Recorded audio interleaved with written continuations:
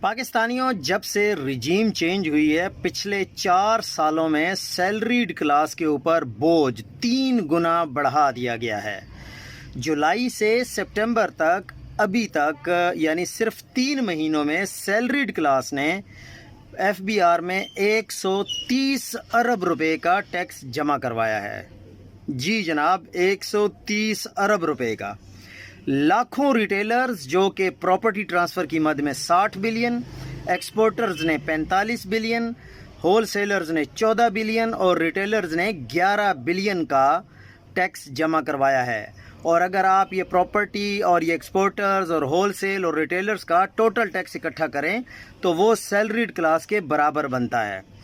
اب F B are نے کہا ہے کہ ہمارا tax to G D P rate جو ہے وہ 10.33% ہو گیا، تو اس میں کوئی ایف بی آر کا کمال نہیں ہے، اس میں کوئی گورنمنٹ کا کمال نہیں ہے، اس میں صرف جو سیلریڈ کلاس ہے ان کی قربانی ہے۔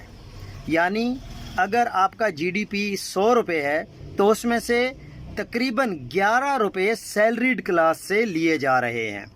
اب اگر ایک شخص اس کی تنخواہ 1 لاکھ روپے ہے تو پہلے ہی اس سے 40,000 یعنی 38,000 سے لے کے 40,000 روپے کا تو سیدھا ٹیکس کٹ جاتا ہے۔ پھر وہ گھر لے کے جاتا ہے میکسیمم 60,000 میں سے پھر وہ 18% دوبارہ ٹیکس دیتا ہے، یعنی سیلز ٹیکس دیتا ہے۔ تو اس کے بدلے میں عوام کو کیا ملتا ہے؟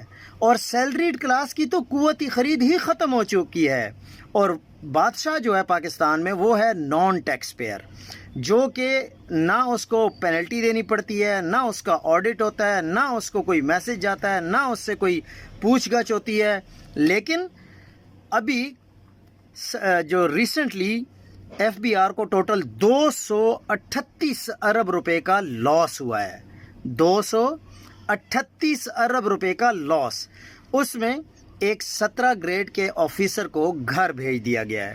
اس کا مطلب یہ ہے کہ اس ریاست میں ایک 17 گریڈ کا آفیسر اتنا طاقتور ہے کہ وہ 238 ارب روپے کا ایف بی آر کو یعنی گورنمنٹ آف پاکستان کو لاس دے دیتا ہے۔ کیا واقعی 17 گریڈ کا آفیسر اتنا مضبوط ہے، اتنا طاقتور ہے کہ وہ 238 ارب روپے کا لاس دے دے؟ بھائی، اگر آپ نے سیلز ٹیکس کی رجسٹریشن کروانی ہو نا تو 6 مہینے سے لے کر 1 سال لگ جاتا ہے، آپ کو پاپڑ بیلنے پڑتے ہیں۔ آپ کو اگر آپ ٹیکس نیٹ میں آنا بھی چاہتے ہیں تو یقین مانیں یہ آپ کو نہیں آنے دیتے، یہ ٹائم لگاتے ہیں۔